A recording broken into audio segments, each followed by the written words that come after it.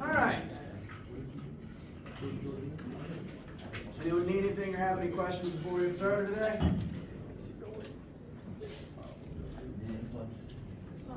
Okay. Let's see.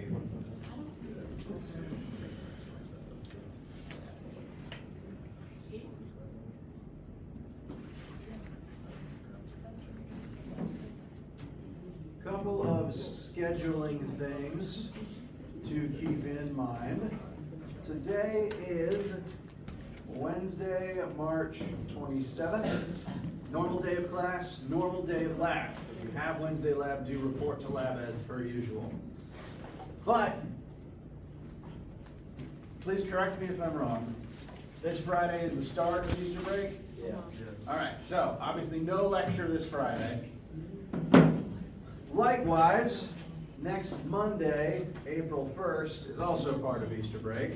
That's not an April Fool's joke. And since there's no class that day, there's no lab that day, which means there is also no lab at all next week.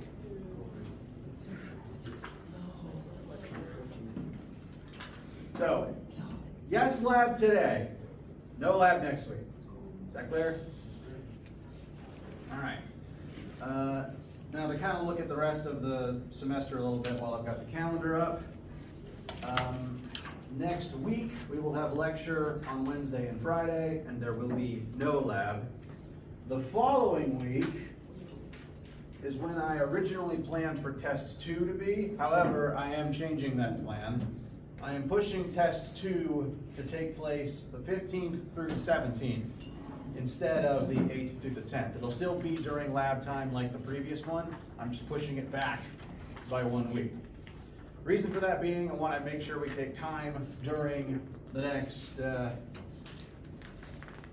2 or so weeks to talk about waves, maybe start talking about electricity, and to have Eclipse Day on April the 8th. That is the day of the eclipse. It's a big deal. I've ordered eclipse classes for everybody. And instead of a normal lab that week, since lab would overlap with the eclipse, I want to give everyone a chance to see it if they can. Instead of a normal lab this week, we're going to have an out-of-class, very small additional assignment related to the eclipse. If you can watch the eclipse and want to, I encourage you to. Again, I'm going to order glasses for I have ordered glasses for everybody so you can watch it. And we will have a lab, but not an in-person one for that week. So lab's actually going to be kind of funny for the next couple of weeks. We've got normal lab this week, no lab at all next week, remote lab for the eclipse, bless you, this week, no lab during the week of the test, and then one last lab, the last normal one during the last week of class. How do you guys feel? All right. So, again, no lab next week, Eclipse Day the following week, test the 15th through 17th, and we will take class days before the test to go over test review materials like we did for the first one. Any objections to the schedule as it has been laid out? All right. Well, since this is the last day of class for the week, my plan is to try to wrap up the pressure stuff that we've been discussing. So we'll conclude what is called chapter 13 in the book and what is labeled as chapter 13 homework on Brightspace. But we'll also quickly go through what the book calls chapter 14. There's only a couple homework problems that are labeled chapter 14. To review what we did on Monday, we discussed buoyant force and the formula for it. The name of this formula is Archimedes' principle, but it does describe and calculate buoyant force. Buoyant force is the force that causes things to float, because whenever you are submerged in a fluid, that fluid is going to exert force on all of your surface areas, and the net force from that pressure ends up pointing upward.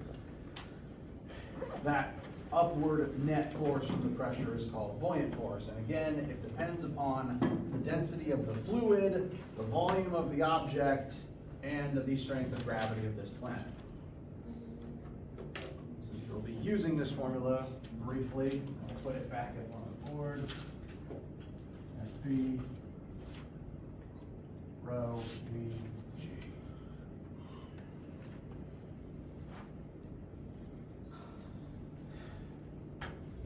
So, just to address a few more buoyancy-related concepts, I've got one more buoyancy example before we then look at the last couple of fluid pressure-related things I want to cover this semester. First up, I want to address that you get buoyant force for being submerged in any fluid, and that includes air. Air is a fluid. All gases count as fluids, and that means that air does exert buoyant force. So, to demonstrate this, let's say we have a helium balloon whose volume is half of a meter cubed. So, maybe about this big. I guess that is slightly bigger than a normal basketball.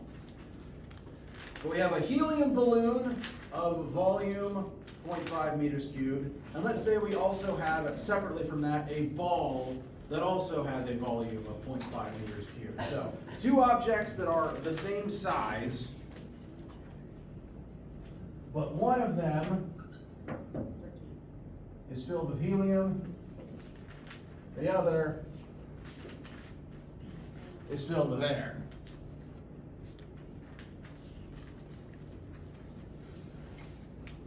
Now, my first question is,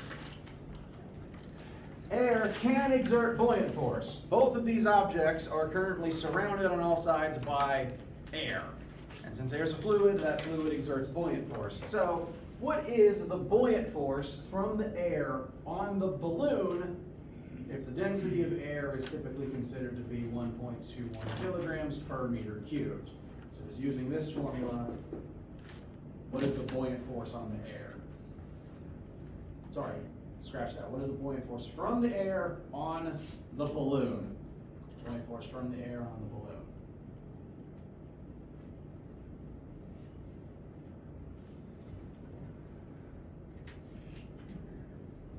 You do need the 1.21. So buoyant force, balloon. This formula demands the density of the fluid that is causing the buoyant force, and the air is the fluid that is causing the buoyant force in this case. The balloon is filled with helium, but the air outside of the balloon is what is exerting the buoyant force to lift the balloon up. So what we want here is the air density, 1.21. Next, the volume of the object. The entire balloon's volume is 0.5 meters cubed. The entire balloon is currently submerged in air, so we use that entire 0.5 meters cubed. And lastly, the strength of gravity on this planet, 10. So,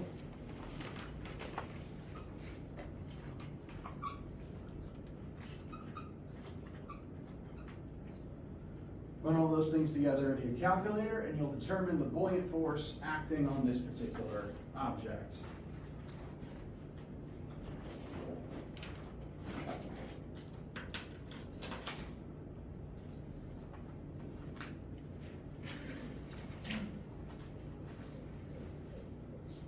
Does anyone disagree with 6.05?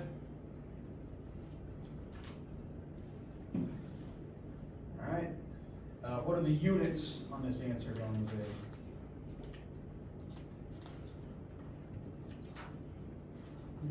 Newtons. Very good. It's a force, therefore we measure it in newtons. And what direction does this force point? What direction does buoyant there? Yeah, buoyant force always points up, and that's because it's always opposing gravity. All right, so that is the force that pushes upward on the helium balloon, and that is why helium balloons rise. There's literally a buoyant force from the air lifting them upwards. Make sense? So air does create buoyant force. Now, helium balloons float. You're familiar with that. You've seen that demonstrated before. My second question, if you have a ball that is the same size as the helium balloon, what is the buoyant force from the air on it? It's the same. That's because the buoyant force formula cares about the volume of the object, which, I've said that the ball and the balloon have the same volume. It's the same G because they're both taking place on planet Earth, and the density doesn't change because it's still air acting inward on both objects. Whatever the objects are filled with doesn't matter. It's the same density air outside of the object that is what's causing the buoyant force. So as long as the ball is the same size, the same buoyant force acts on it from the atmosphere. So if you had a ball the same size, which half a meter cubed is still a pretty big volume. 1 meter out from this red square would be 1 meter cubed. Half of that is still pretty big. So this is a big balloon. It would be a pretty big ball. But do most balls filled with air, and they're usually about as thick as a basketball, do those ever just float away on their own? No. Helium balloon flies, but most everything else doesn't. So why is that? They both have the same upward buoyant force acting on them.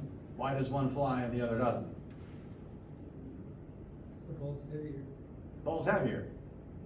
If the object is filled with air, which weighs more than helium, and usually, like if you are using specifically sport equipment, which usually has a thicker exterior than the very thin lining of a balloon, the thing filled with air made of thicker rubber is just going to weigh more. In which case, the buoyant force upward probably isn't enough to overcome its weight. Whereas the very light balloon filled with something lighter than air, that buoyant force is enough to cause it to rise. So there's a buoyant force from the atmosphere on everything, whether it floats upwards on its own or not. And that does include us, by the way. And we take up more space than actually we might take up about half a meter cubed if you were to calculate the entire volume of your whole body. Like if I curl up into a ball, I could take up about half that space. So we might actually have on our own bodies a pretty comparable buoyant force from the air acting on us right now, but we weigh far more than this, and that's why we don't float away. But technically, you'd feel heavier if the air wasn't here. There is a buoyant force from the air slightly elevating you. It's just not enough to make you weightless. But, air does create a buoyant force.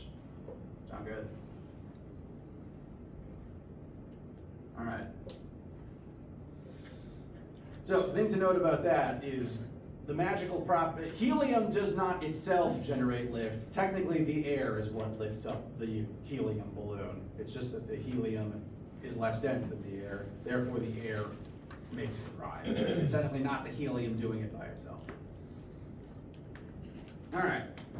So that is about all I wanted to mention about buoyant force. Just got a couple more pressure-related things I want to talk about before we close this concept out for the week. And then when we resume next week, we'll talk about something new.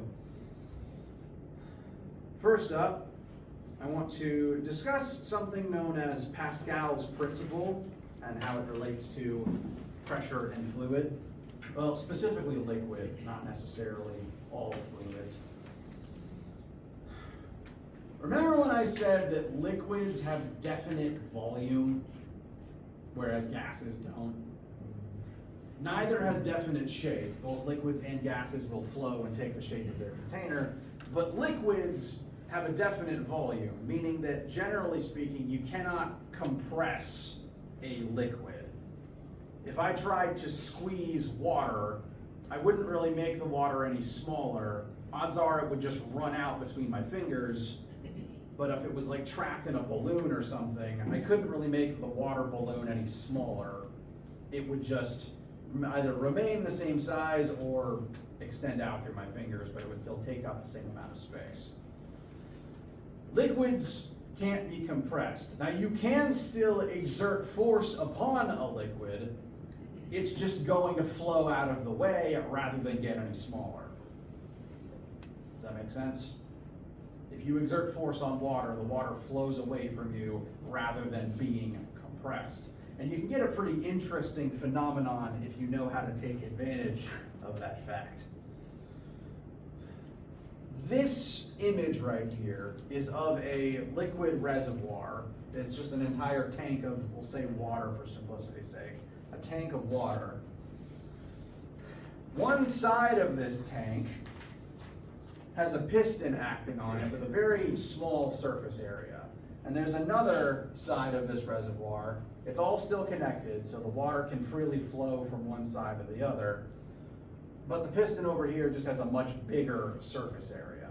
So on this side, the piston would be about that big around, circular.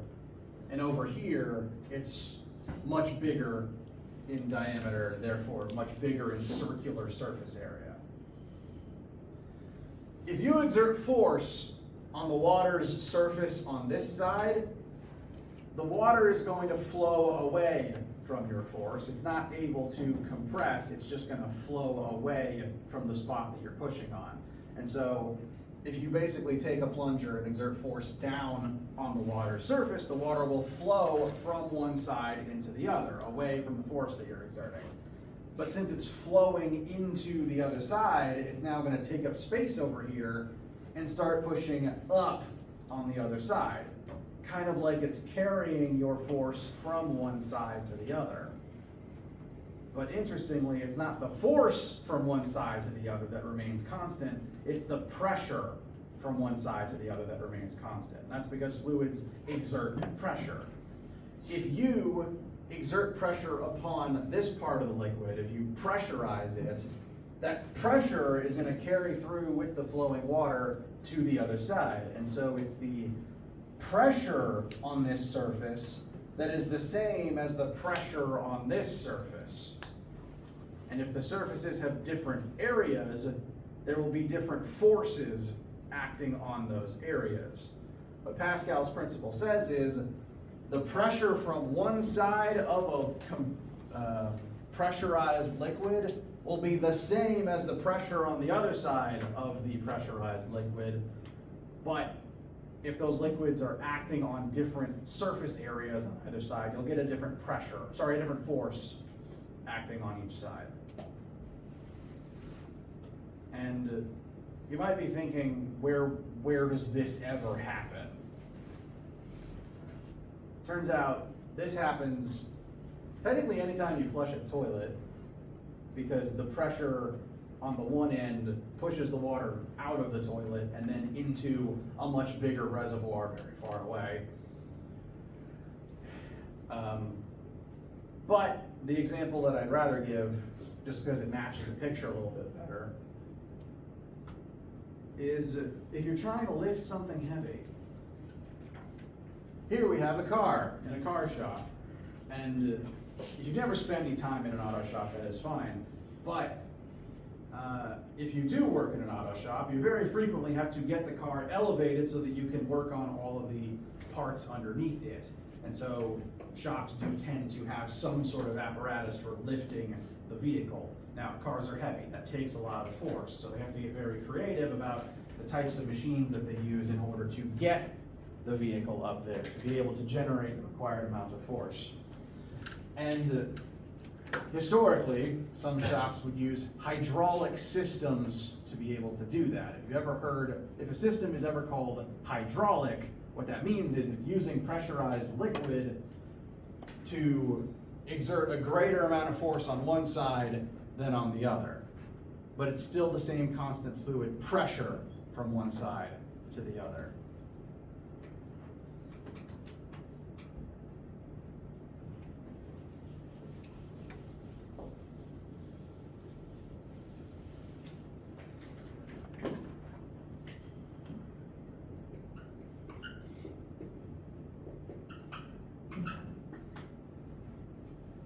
Pascal's principle says the force over one surface area is the same as the second force over the second surface area as long as it's all part of the same continuous pressurized liquid system.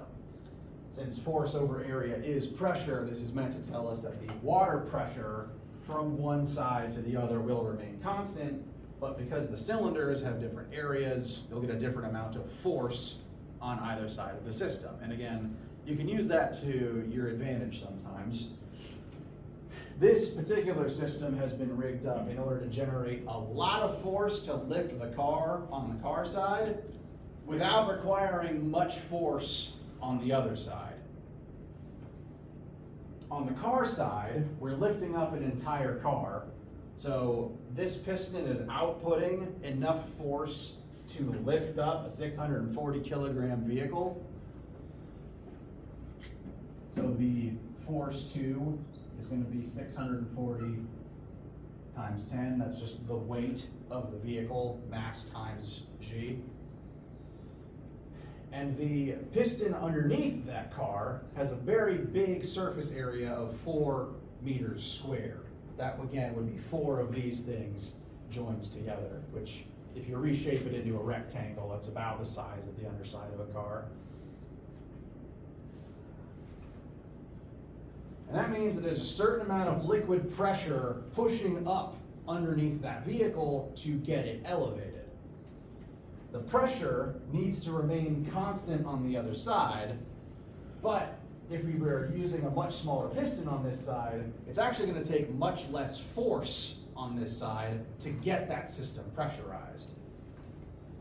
The smaller end here reportedly has a surface area of about 0.04 meters squared, which is, about the size of a button that you could push.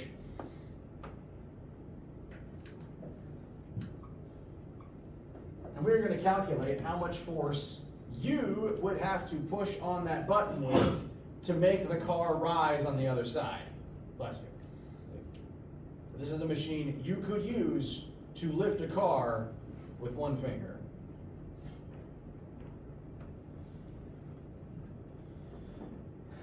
F1 over area 1, that's the pressure we're putting into the system. Pressure remains constant, but we get more force over the greater area.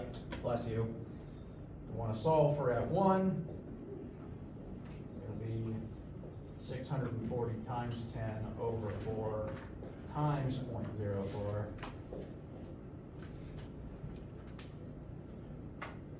640 times 10 divided by 4 times 0.04.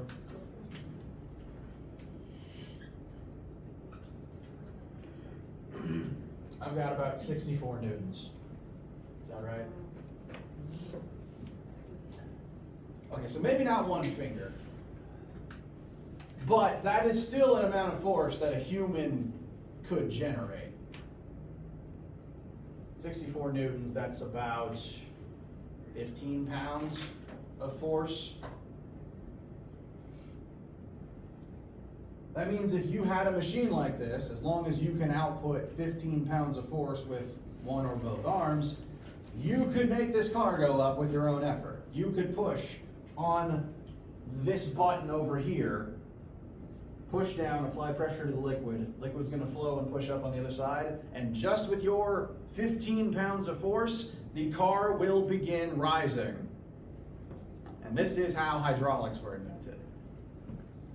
Also why they were invented. Any machine that's able to basically take a very tiny amount of force and make it bigger out the other side, there's a good chance it's using hydraulics to do something like this. I just remembered, the most common application of this, the one that you've definitely dealt with even if you've never been in a car shop, is actually your car's brakes. Most brake systems utilize something like this.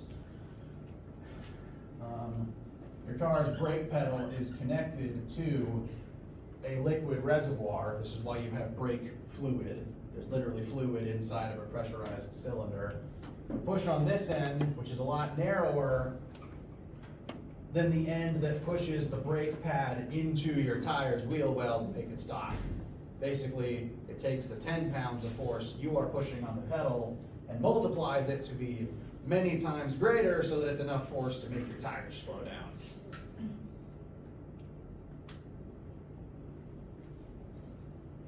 So, pretty useful overall.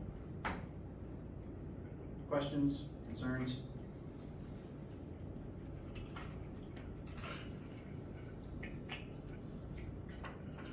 All right.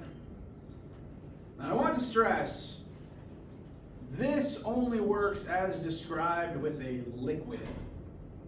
And that is because liquids are incompressible. Liquids have definite volume.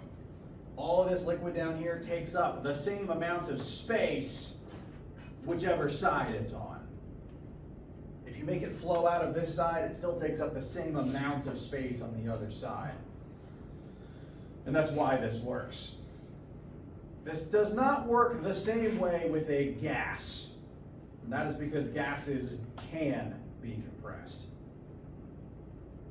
So I want to very briefly, again, just kind of going over the last couple of, there's only a few tidbits from what's called chapter 14 that I want to go through.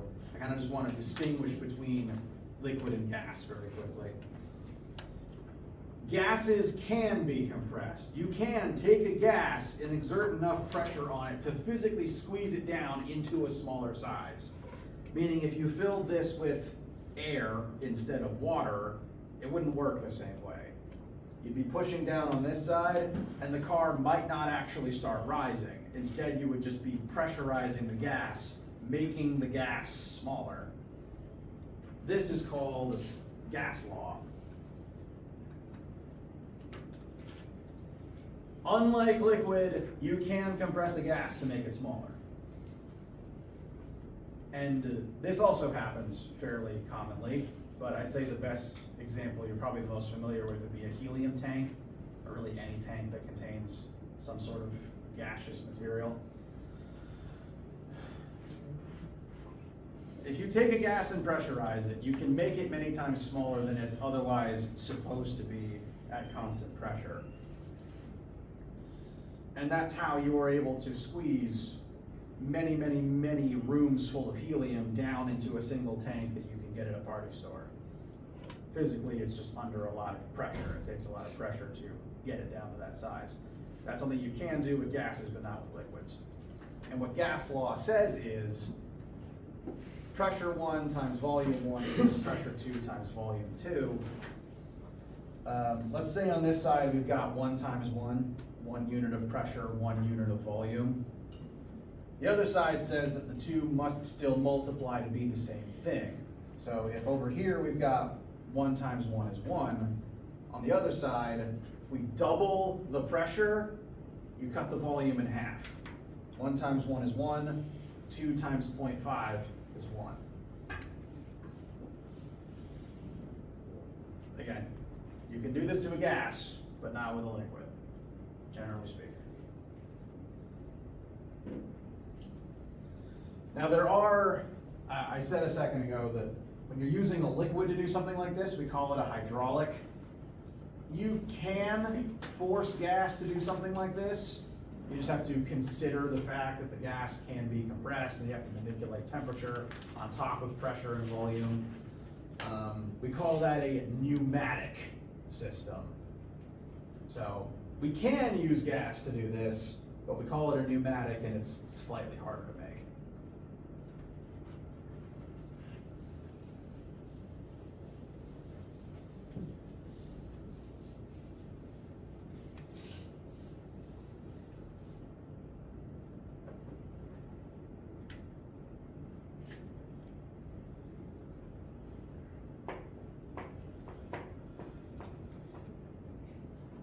So what gas law says is if you increase pressure, volume goes down. If you decrease the pressure on a gas, the volume actually increases. And this is why sometimes a balloon or a ball might seem like it's increasing in size all by itself. If you decrease the pressure on something like that, its volume will actually increase until it just gets bigger and bigger. And sometimes if you've ever just let a balloon go, let it rise and fly away, once it hits a certain height, have you ever watched it just pop once it gets up that high? That does happen. As the balloon rises, the air pressure drops. And if pressure goes down, volume rises. So the higher the balloon gets, the bigger it actually gets, until it grows so large that the balloon physically can't expand anymore and it bursts. So if you let it go, it will eventually pop, unfortunately. It doesn't quite make it into space.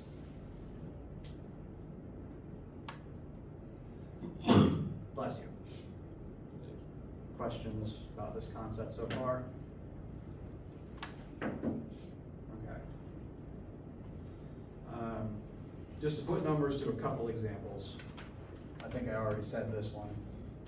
Let's say, to put numbers to the balloon problem I just mentioned, a normal atmospheric pressure, a balloon takes up 1 cubic meter of space. So according to this formula, we've got 1 atmosphere of pressure and 1 liter of volume. That's our initial state. I'm using atmospheres and liters for simplicity's sake. You let go of that balloon, it's going to rise to a point where the pressure is half as big, so half a standard atmosphere's worth of pressure. What would the volume of the balloon increase to at that height?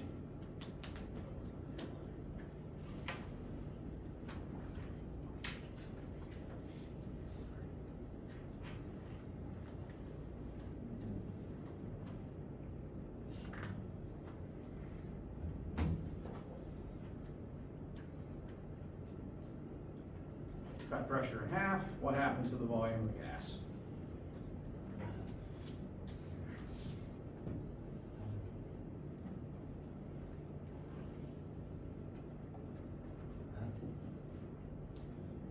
It'll actually double. If you solve for V2 here, we've got 1 times 1 is 1, and that's equal to 0.5 times something. So 1 equals 0.5 times V2. Therefore, we have to divide both sides by 0.5 to find V2, and that actually is 2 liters. And that means that 0.5 times 2 equals 1, just like 1 times 1 equals 1. Cut pressure in half, the gas will expand to twice the volume. Double the pressure, the gas shrinks to half of its volume. Does that make sense? All right. And this is, again, the process we undergo in order to force lots of gas into metal cylinders so that we can move them around more efficiently. Helium tanks from party stores, it's a bunch of helium pressurized and jammed into a tiny volume. Same with propane tanks for your grill as well. Or even like medical stuff, like well, any gas that is needed, like oxygen or laughing gas for dentists, stuff like that. Any gas you can compress into a container as long as you can create the right amount of pressure. For example, 1 liter helium tank is pressurized to 15 million pascals, which is actually the pressure of the tanks at the party stores, which is kind of terrifying. So our pressure 1 is 15 million pascals, and our volume 1 is 1 liter. Now that is the pressure inside of the helium tank. This is the pressure outside the helium tank. Normal atmospheric air pressure, 101,000, etc. pascals. So, if that is the volume the helium takes up at this pressure level, what is the volume the helium takes up at normal pressure levels if you let all of it out of the tank?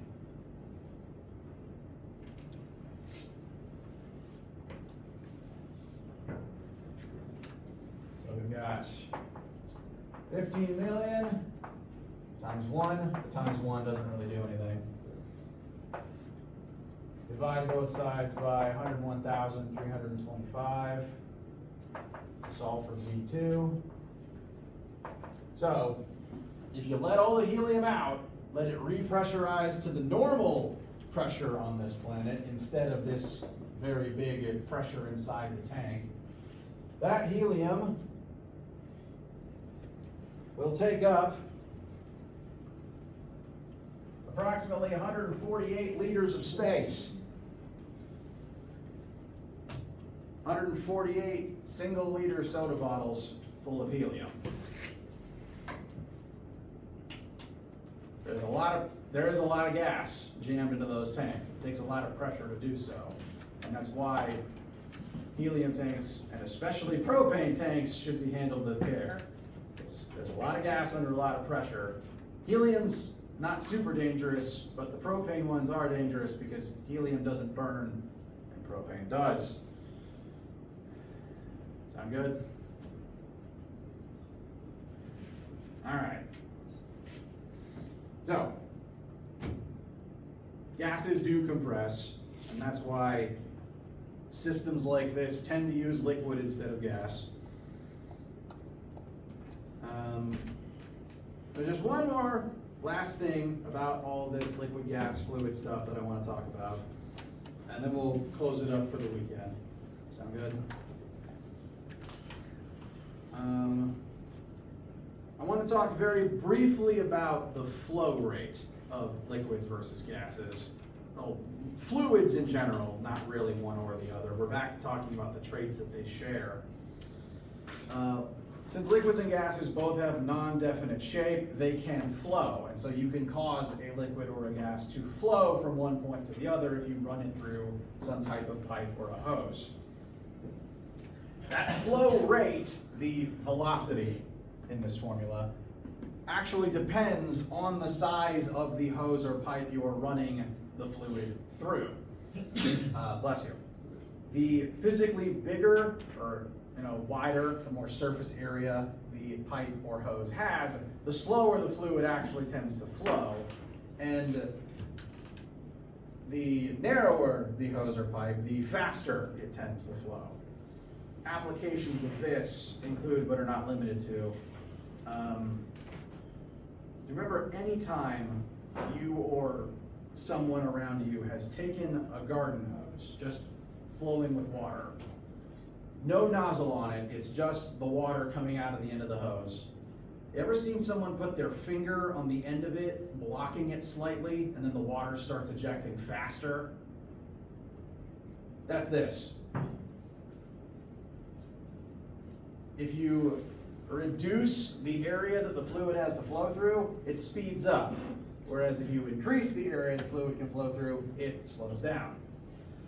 This doesn't just apply to fluids though. Technically this also applies to electricity and people, because if you build a bigger door, you can walk through it at your own pace, but if the door is really tiny, everyone's trying to rush through it as fast as they can get through it.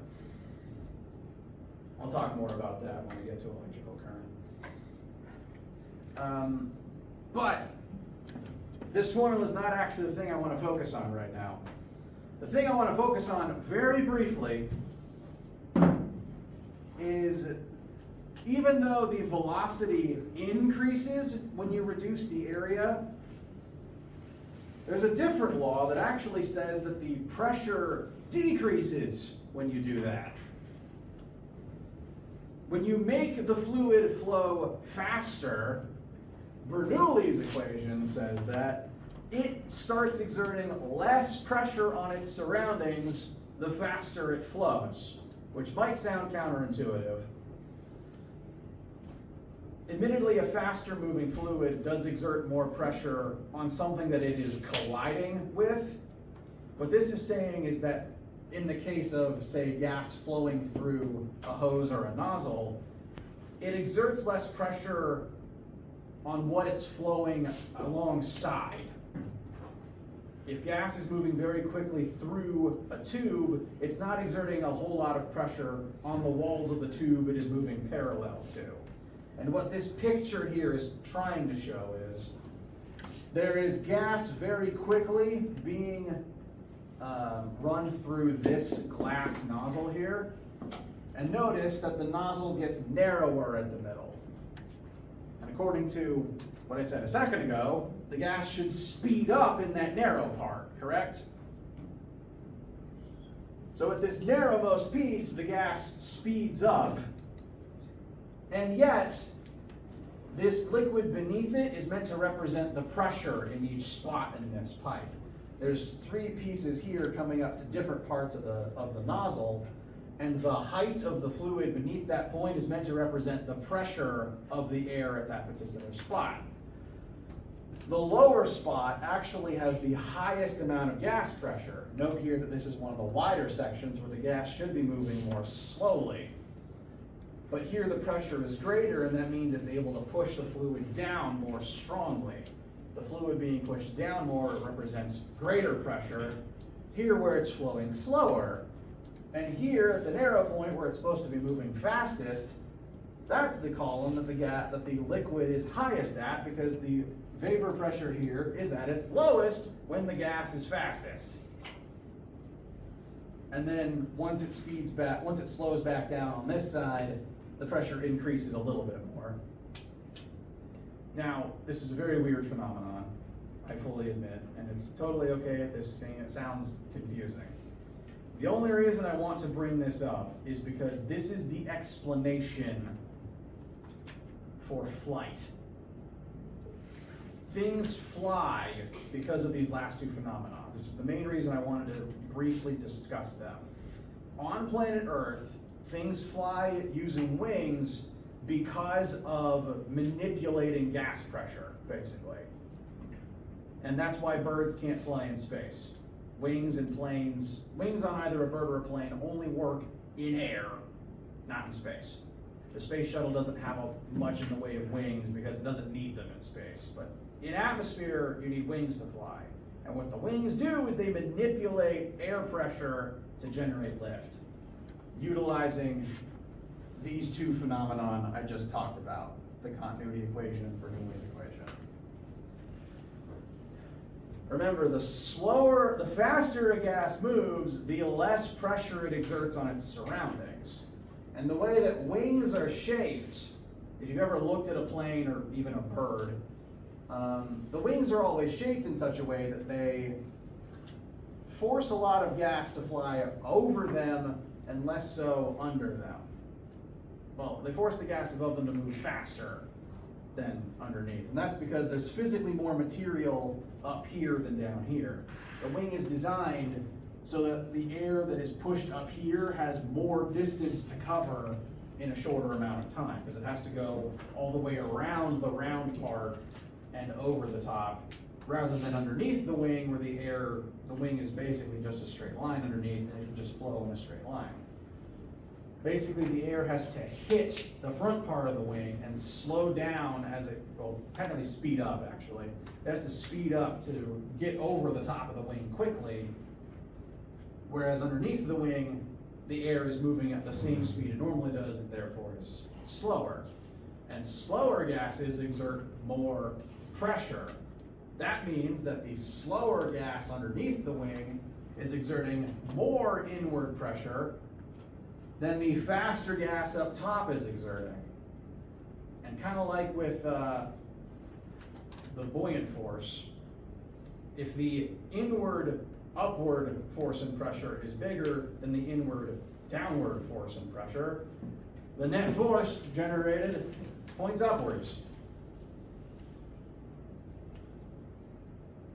Wings are shaped to increase the speed that the air above the wing has to move at in relation to the air underneath it, so that the air on top is moving faster, exerts less pressure and force than the area underneath does. Therefore, the net lift force generated by the wing moving through the air goes upwards. And this is why wings only work in atmosphere, and they only work when you're moving. Wings require moving air in order to generate lift. The plane sitting still can't fly. You have to get up to speed all the way down the runway to generate enough air-speed difference here to generate the lift needed to stay in the air. And that's why if a plane isn't moving or stops moving, it's not flying anymore. So they have to maintain speed. If you lose speed, you fall out of the sky. So all this pressure stuff is what causes flight. That's the only reason why I talk about it. Sound good? All right, that is all of the pressure and fluid stuff I wanted to talk about, which means that we're done with the concept until we review it for the test. Or in lab today. You still need it for lab today if you have Wednesday lab. So with that said, pack everything up. Have a wonderful weekend. Bring these notes to lab.